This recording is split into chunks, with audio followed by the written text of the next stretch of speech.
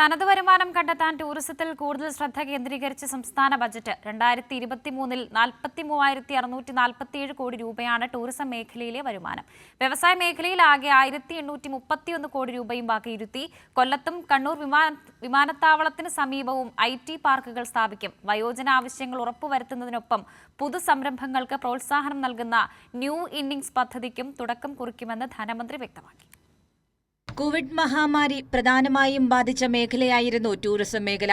2023ഓടെ tourism വരുമാനം കോവിഡിന് മുൻപുള്ളതിന് തുല്യമായ നിലയിലെത്തിയെന്നാണ് കഴിഞ്ഞ വർഷത്തെ വരുമാനത്തിലൂടെ വ്യക്തമാകുന്നത്. തനത് വരുമാനം കണ്ടെത്താനും ഇത്തവണ ടൂറിസത്തിൽ കൂടുതൽ ശ്രദ്ധ കേന്ദ്രീകരിച്ചാണ് സംസ്ഥാന ബജറ്റ് അവതരിപ്പിച്ചത്. ആകെ 385 കോടി രൂപ ഈ വർഷം ഈ മേഖലയിലേക്ക് വകയിരുത്തി. ടൂറിസം മേഖലയിൽ ഒഴിഞ്ഞുകിടക്കുന്ന വീടുകളെ പ്രയോജനപ്പെടുത്തി ടൂറിസം അടിസ്ഥാന സൗകര്യങ്ങൾ മെച്ചപ്പെടുത്തുകയെന്ന ലക്ഷ്യത്തോടെയുള്ള കെ ഹോംസിന്റെ പ്രാരംഭ ചെലവുകൾക്കായി 5 കോടി രൂപയും ബജറ്റിൽ പ്രഖ്യാപിച്ചു. ദേശീയ അന്തർദേശീയ ടൂറിസം വിപണന പ്രവർത്തനങ്ങൾക്കായി 80 കോടി രൂപ വകയിരുത്തുന്നു. ടൂറിസം സാധ്യതകളുടെ വികസിപ്പിക്കുന്നതിനായി കൊല്ലത്തൊരു മറീന നിർമ്മിക്കുന്നതിനാണ് ഇതുവഴി അറബിക്കടലിന് അനുബന്ധമായ ആഗോള ടൂറിസം നെറ്റ്വർക്കുമായി കാര്യങ്ങൾ ഇത് ബന്ധിപ്പിക്കാൻ കഴിയും. മറീന നിർമ്മിക്കുന്നതിന് പ്രാഥമിക 5 കോടി രൂപ വകയിരുത്തുന്നു. 100ലധികം പാലങ്ങൾ നിർമ്മിച്ചു. 180ഓളം പാലങ്ങൾ ഉടൻ പൂർത്തീകരിക്കാൻ പോകുന്നു. സർ, 2025-26 വർഷത്തിൽ സംസ്ഥാനത്തെ പൊതുമരാമത്ത് റോഡുകൾക്കും പാലങ്ങൾക്കുമായി 3,061 കോടി രൂപ വകയിരുത്തുന്നു.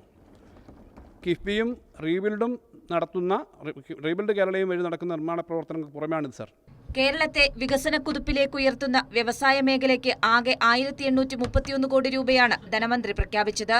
IT മേഖലയിലേക്ക് 517 കോടിയും കൊച്ചി പാലക്കാട് ഹൈടെക് വ്യവസായ ഇടനാഴിക്ക് 200 കോടി രൂപയും പ്രഖ്യാപിച്ചു. കൊല്ലത്തും കണ്ണൂർ വിമാനത്താവളത്തിന് സമീപവും IT പാർക്കുകൾ സ്ഥാപിക്കും.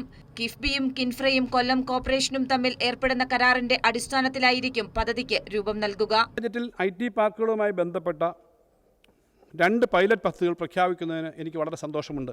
തദ്ദേശ സ്വയംഭരണ സ്ഥാപനങ്ങളുടെയോ സർക്കാർ പൊതുമേഖലാ സ്ഥാപനങ്ങളുടെയോ ഭൂമിയിൽ ഇത്തരം സ്ഥാപനങ്ങൾ സ്ഥാപിക്കുക വഴി ലാഭകരമായ പ്രവർത്തനം നടത്താനാവും.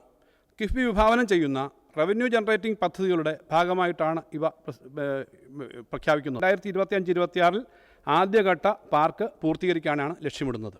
സംസ്ഥാനത്ത് ആദ്യമായി പുതുസംരംഭങ്ങൾക്ക് പ്രോത്സാഹനം നൽകുന്ന ന്യൂ ഇന്നിംഗ്സ് പദ്ധതിക്കും തുടക്കം കുറിക്കും.